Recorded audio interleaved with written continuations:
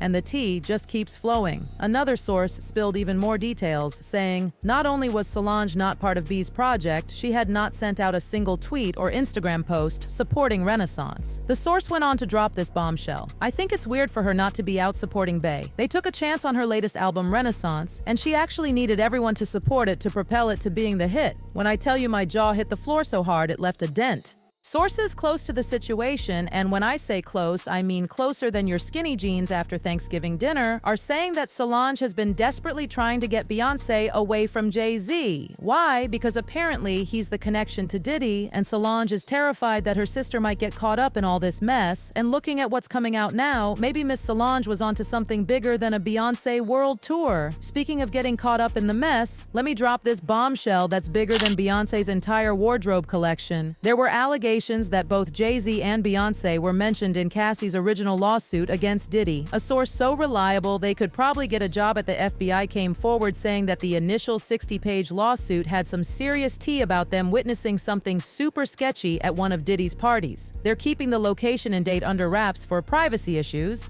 But honey, we all know that's code for too hot to touch with a 10-foot pole. And just when you thought this story couldn't get any more shocking than finding out your ex is dating your best friend, here comes Jaguar Wright swinging through the jungle of allegations like she's got tea to serve and scores to settle.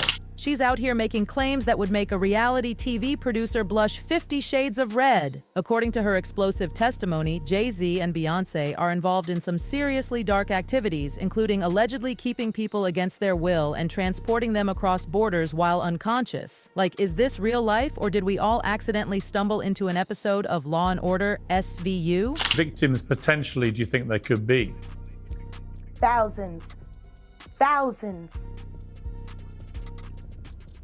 I've talked to hundreds that I deal with still myself.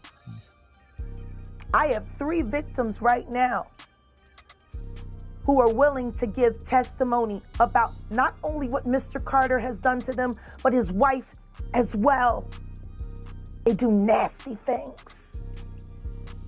What do you think happened with Kim Keeping people against their will. Putting people on planes while they're unconscious. Just like Aaliyah got on that plane. And everyone knows it. The wiretapping of the phones, putting AirTag on children during visits. These are normal practices that these people do.